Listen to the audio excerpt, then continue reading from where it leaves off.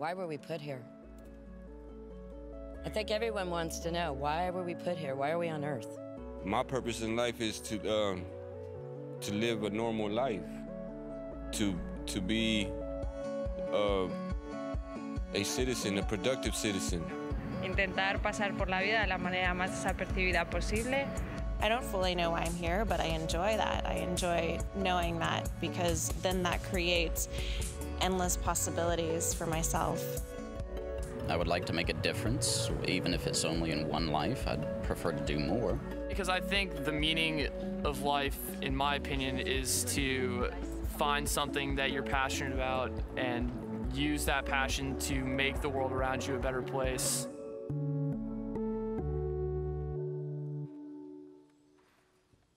All right, good morning. Welcome to everyone in Dripping Springs. Good to have you with us, as well as everyone watching online. Good to have you here today. Steve, well, good to have you as well. Thanks for being with us here today. Great to be. We are in week 2 of our series Lenses, and we titled the series Lenses just to be another word for this idea of worldview. And we talked about this last week, and it's so important that believers establish a really strong worldview, or lenses, if you will, but not just that you have them, but that you are able to defend them. 1 Peter chapter 3, 15 to 16, we said last week. But in your hearts, honor Christ the Lord as holy, always being prepared to make a defense to anyone who asks you for a reason for the hope that is in you, yet do it with gentleness and respect, having a good conscience, so that when you are slandered, those who revile your good behavior in Christ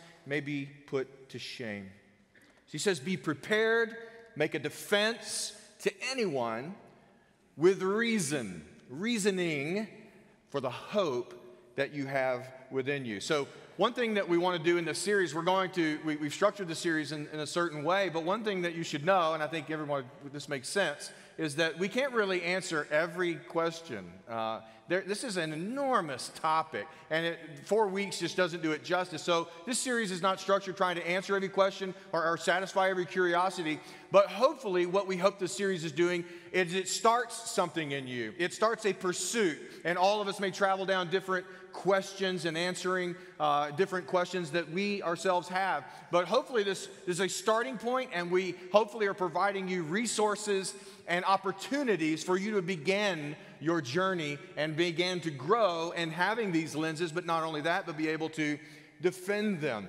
So I want to give you a couple of resources and opportunities quick before we get started right here. The first one is, we shared it with you last week, and that's rzim.org. That's Ravi Zacharias Ministries. It's a powerful ministry, but we also have rzimacademy.org, where lots of classes and trainings that you can go and just basically study forever in all kinds of subjects and questions on apologetics for our faith. So we encourage you to go there and take advantage of that. But also, there's a new one I want to share with you that came to my mind after last week, and that is a website called reasons.org. Now, this is not just a website. This is actually a group of people that meet on the UT campus the second Saturday of the month, typically.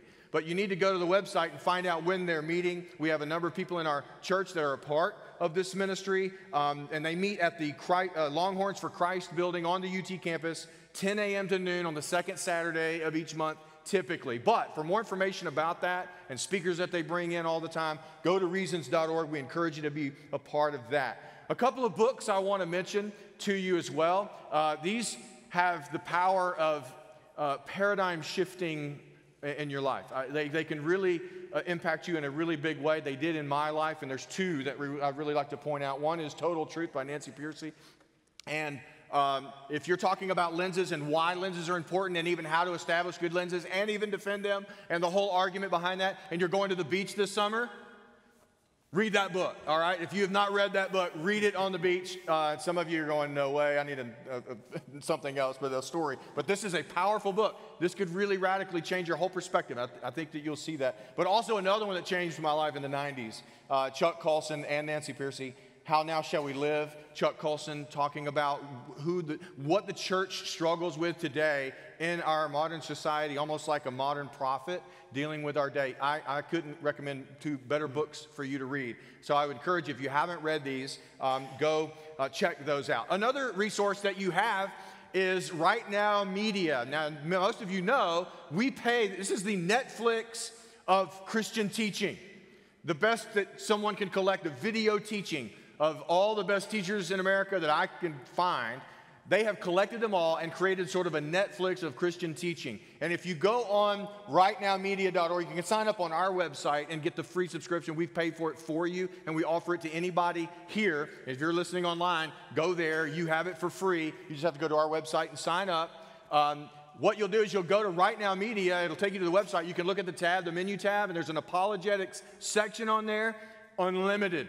Go have your fun. And there's all kinds of questions there that you can also tap in. We want to make sure that you know about that resource. And last but not least, Austin Think Week. Coming up the last Sunday or last week in September, the first week in October, there's a week there where all week long there's going to be talks on all kinds of different subjects, really good questions, and coffee bars and businesses and all kind of places all around Austin, Texas, where people from RZIM, professional speakers, very good speakers, are going to be coming and giving talks and defending the faith in different types of settings. It's an awesome thing to be a part of. You want to make sure that you're a part of that. And let me say this: I went to an Austin Think Week lunch Friday. If you are a business owner, or you have access to a venue where free talk is kind of encouraged, I want to encourage you to have a venue and have an RZIM speaker come that week at whatever venue you have. If you're a company owner and you'd love to have all your employees come together, just kind of a free lunch, and you want to have an RZIM speaker come and just answer a big question that they may have. Why is Western Christianity so hypocritical? And they deal with that subject. Tell me who's not interested in that, right? They have all kinds of sexuality to you name it.